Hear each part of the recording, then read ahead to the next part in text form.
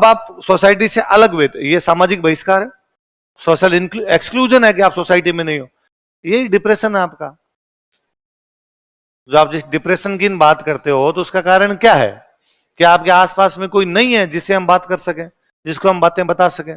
देखो अगला, सामाजिक बहिष्कार के कारण मानसिक अवसाद, mental depression due to social exclusion. सामाजिक बहिष्कार के कारण मानसिक अवसाद।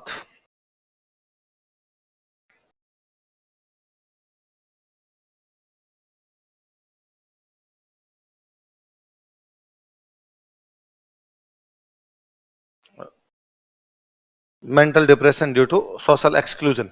पहले घर के अंदर ऐसे कोई लोग होते जो आपको समझा सकते, या आपने आपके सामने एग्जाम्पल होते कि यार उन्होंने ऐसा, उनको वो फेल हो गए थे फिर भी वो सफल हो गए, या उन्होंने ऐसा नहीं किया था फिर भी ऐसा कर लिया, तो आपको लगता है उन्होंने कर लिया तो मैं भी कर सकता हूं।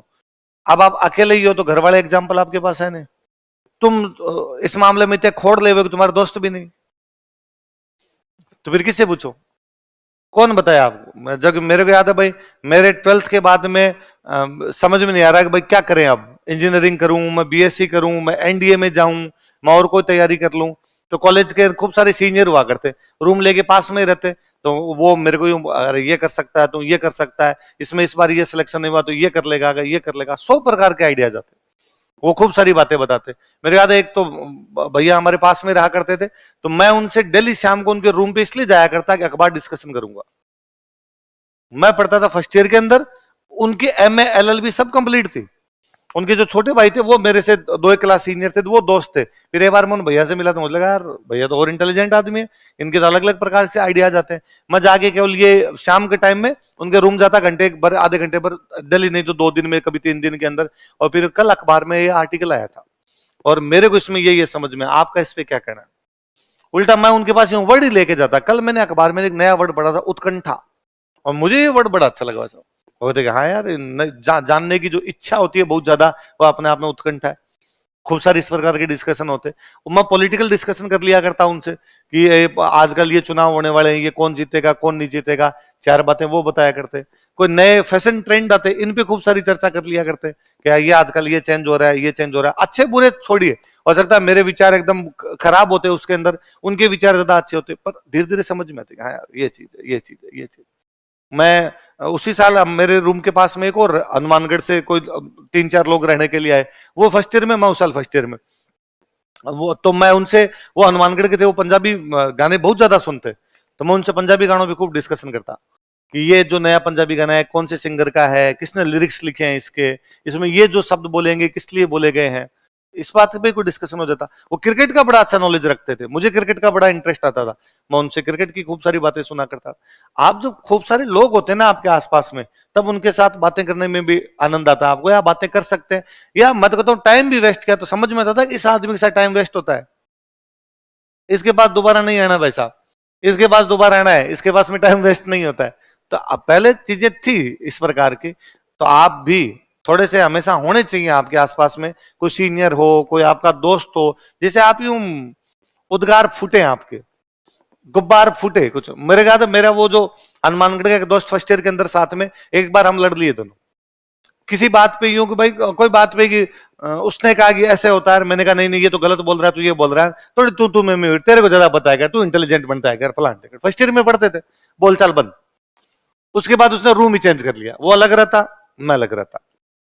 उसने एक दिन रात को 12 बजे मुझे फोन किया कि मेरे को तेरे से मिलना है। मुझे लगा कूटेगा मेरे दिमाग में पहला ख्याल ये है कि मारपीट करेंगे और तो क्या। उसकी बात से मुझे लग रहा था कि ये हैप्पी मूड में है थोड़ा, है ना, ड्रिंक व्रिंक कर रखी है। फर्स्ट ईयर खत्म हो गया था, हमारा सेकंड ईयर एक चल रहा था, उस समय उसने फोन किया, साल भर तो हम बोले नहीं आपस के अंदर। तो मैं कहा सुबह मिलेंगे, उसने कहा ना तू मेरे रूम पे आ रहा है तो ठीक है, वरना मैं तेरे रूम आऊंगा। तो मुझे लगा यार ये अपने रूम आएगा तो मकान मालिक को पता चलेगा, फालतू में लड़ाई झगड़ा होगा, इससे अच्छा तो वहीं चले जाते हैं, जो होना होगा मारपीट होनी होगी वहीं हो जाएगी, तो अपने मकान मालिक को तो नहीं पता चले। तो मैंने एक दोस्त और पड़ोस में रहते, रात को उनको मैंने फोन किया कि आप, तो उन्होंने कहा मैं रूम पे ही हूँ, तो मेरे साथ चलो यार, ऐसे ऐसे वो मेरा दोस्त है, वहां जाना है, मार खाऊं तो अकेला क्यों खाऊं, दो तो खाए। मैंने कहा नहीं नहीं कोई मार नहीं पड़ेगी, चलेंगे अपने लड़ लेंगे क्या उसके अंदर।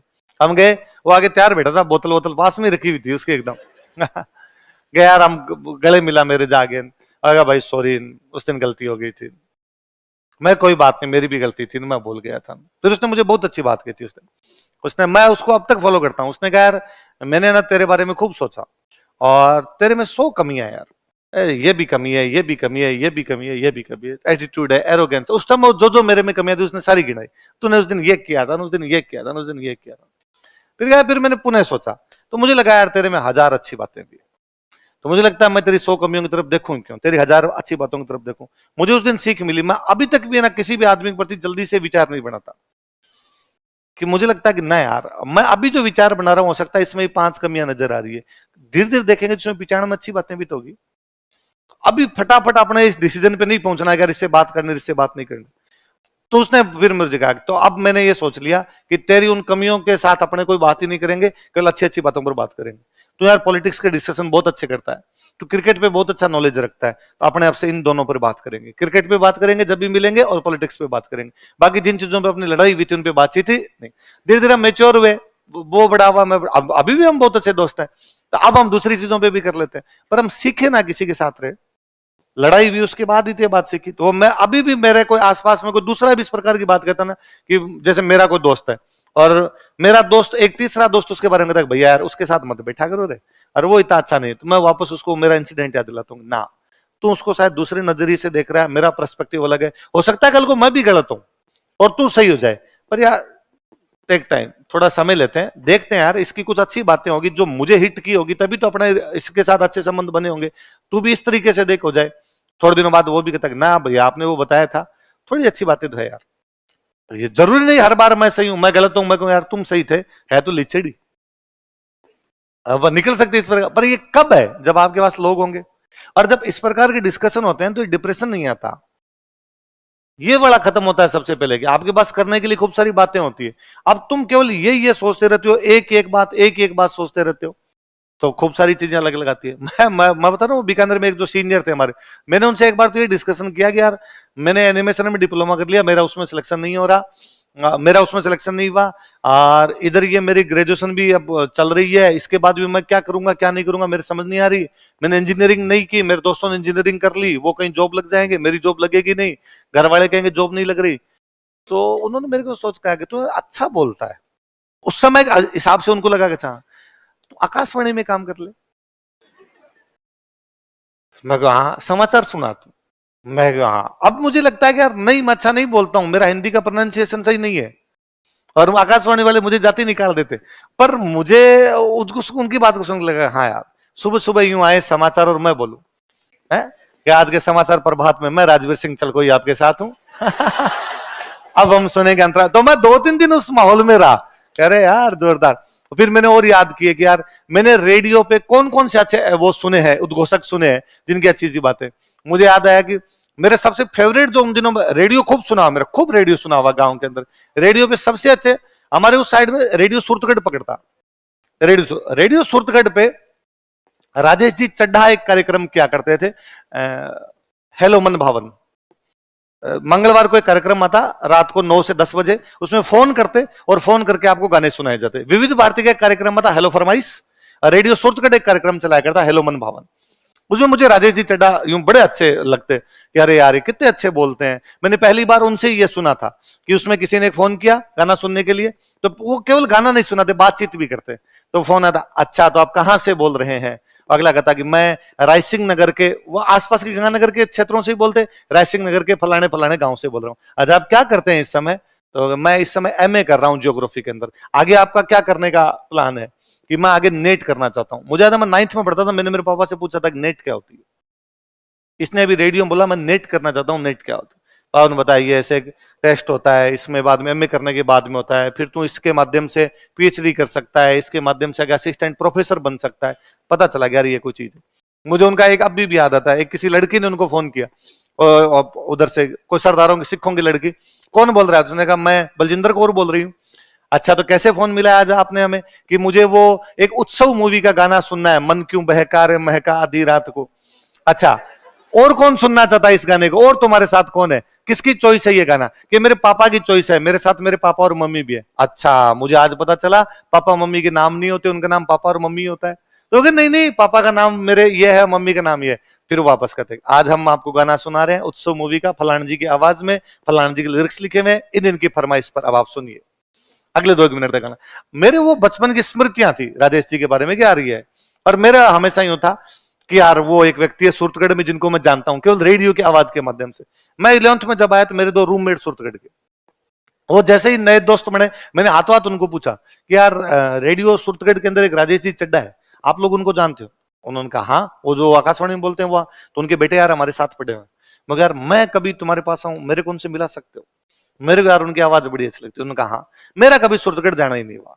मैं अभी इस 1 तारीख को अभी सूरतगढ़ जाके आया, अभी ये जो 1 मई है ना, वहां राजस्थानी रामलीला का और कोई वो रूपांतरण हुआ, तो उसमें मेरा वो 11th वाला रूममेट, मैंने उसको फोन किया कि यार मैं आऊंगा सुबह सुबह जल्दी, 10 बजे मेरा कार्यक्रम है, 1 घंटे कार्यक्रम है, मैं 11 बजे निकल जाऊंगा वहां से, तो मैं तेरे पास आ जाऊं। उसने कहा जा, मैं कपड़े उपड़े चेंज करके जाऊंगा, नहा के चला जाऊंगा। मैं सुबह सुबह उसके पास पहुंचा, नाश्ता वास्ता किया, नहाए धोए, मैं कार्यक्रम में पहुंचा। बहुत छोटा सा कार्यक्रम, 40-45 लोगों का कार्यक्रम। सूरतगढ़ के जो प्रबुद्ध लोग हैं वो ही आए हुए, उसके अंदर एमएलए साहब पधारे हुए, और जो राजस्थानी भाषा के लिए काम करने वाले लोग थे वो आए हुए। मनोज जी स्वामी वहां बहुत अच्छे राजस्थानी रामलीला का संचालन करते हैं, उनकी वो राजस्थानी रामलीला की फिल्म बनाई थी, उसका विमोचन करना था। हम 4-5 गेस्ट, तो होता ना गेस्ट आए हुए, उनका माल्यार्पण किया जाए, स्वागत किया जाए। तो उन्होंने घोषणा की, मेरे से एक सीनियर गेस्ट है, पहले उन्होंने घोषणा की कि जो फलान जी आए हुए हैं इनका स्वागत करने के लिए आएंगे फलान जी। दूसरा नंबर मेरा था। जयपुर से हमारे राजस्थानी रामलीला का विमोचन करने के लिए राजवीर जी आए हुए हैं, इनका स्वागत करने के लिए, इनको मोमेंटो देने के लिए आएंगे राजेश जी चड्डा। मुझे लगा मैं वापस बचपन के अंदर हूं, और मैंने जाते कहूँ राजेश जी आकाशवाणी, उनका हाँ आ रहे हो सर, मैं भयंकर फैन हूं आपका, और बचपन में कभी मैं आपकी तरह बनना चाहता था। मुझे लगता था कि तो अब उन्होंने कहा अरे आप मुझे जानते हैं, मैं जानता कि मैंने आपके खूब सारी, मेरे को याद है कि आपने उसको क्या बोला था, उसको क्या बोला था, उसको क्या बोला था। तो चीजें जब सुनी भी होगी, चीजें जब डिस्कशन की होगी, तब तो इस प्रकार की कहानियां भी होगी।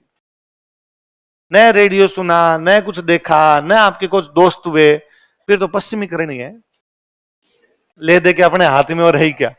तो होनी चाहिए चीजें। तो ये जो है ना भाई सोशल एक्सक्लूजन, कि आप एक्सक्लूड हो गए, आपके पास में दूसरे दोस्त नहीं, मनोरंजन के साधन केवल 30 सेकंड की रील है, वो बदल रही है, बट आप रुक नहीं रहे।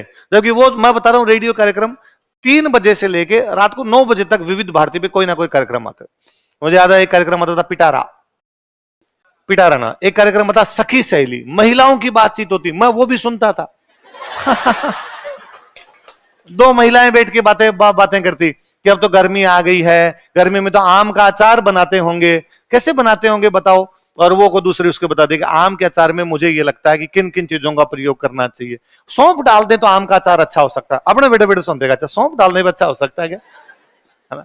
और कोई महिलाओं से संबंधित कोई, अभी तीज आ रही है, कौन से कपड़े पहनने चाहिए आपके हिसाब से, कौन से कलर होने चाहिए, अगर लहरिया होना चाहिए। उस दिन से पता था कि लहरिया तीज पे होता है, देखने से सुनने से, इसी से तो आइडिया विकसित होते हैं। आपने देखा था कि यार हाँ तीज पे भगवान सब आते हैं और वो जो कपड़े ओढ़ते हैं वो इस प्रकार के होते हैं, पर आपको तब ध्यान नहीं होता है लहरिया। आप क्यों महिलाओं से जाके पूछोगे इस कपड़े को क्या कहते हैं। अब जब उन्होंने बताया अच्छा लहरिया ओढ़ते हैं, तब अपना पुनः ध्यान जाता कि हाँ यार ये चीजें होती है। तो ये तुम लोगों का सामाजिक बहिष्कार हो रखा है, तो तुम्हें सामाजिक बहिष्कार अपना करना। तुम लोगों के क्या होना चाहिए, खूब सारे, और खूब सारे नहीं तो कम से कम 2-3 तो, क्योंकि तुम खुद खोड़ ले हो।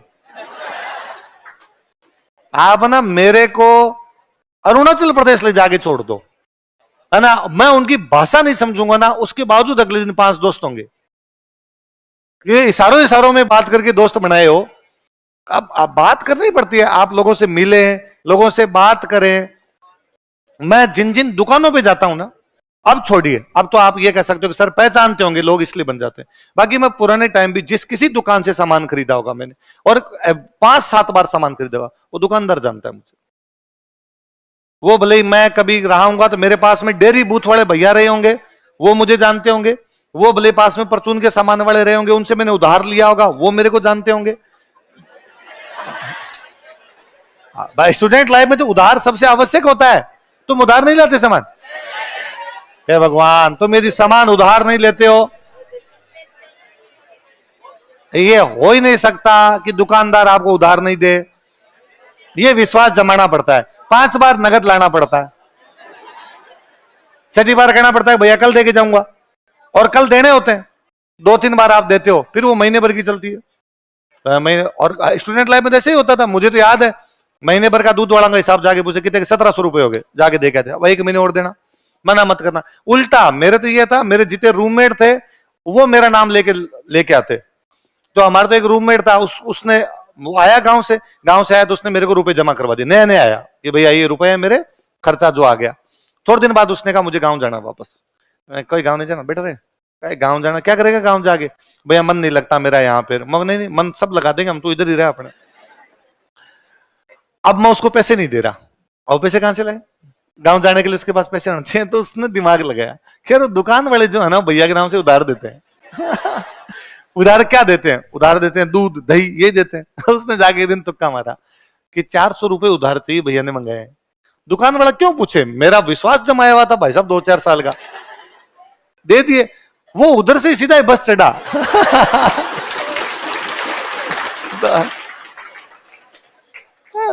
किधर गया, शाम को फोन किया उसको, उसने भैया मैं तो गाँव जा रहा हूँ। कैसे जा रहा है गाँव, तो उसने भी नहीं बताया, मैं उनसे रुपए लेके आ गया कि भैया मेरा मन नहीं लग रहा था, आपने मना किया और मुझे जाना है भैया जाना है। लगा यार पड़े होंगे को 200-400 रुपए, चला गया।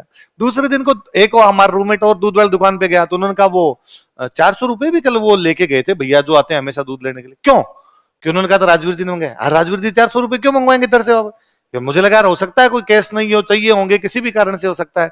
वापस आके बताया कि कल वो जो गाँव गया ना, तो रुपए कहाँ से लिए उसने, आपसे लेके गया था मुन्ना दूध वाले से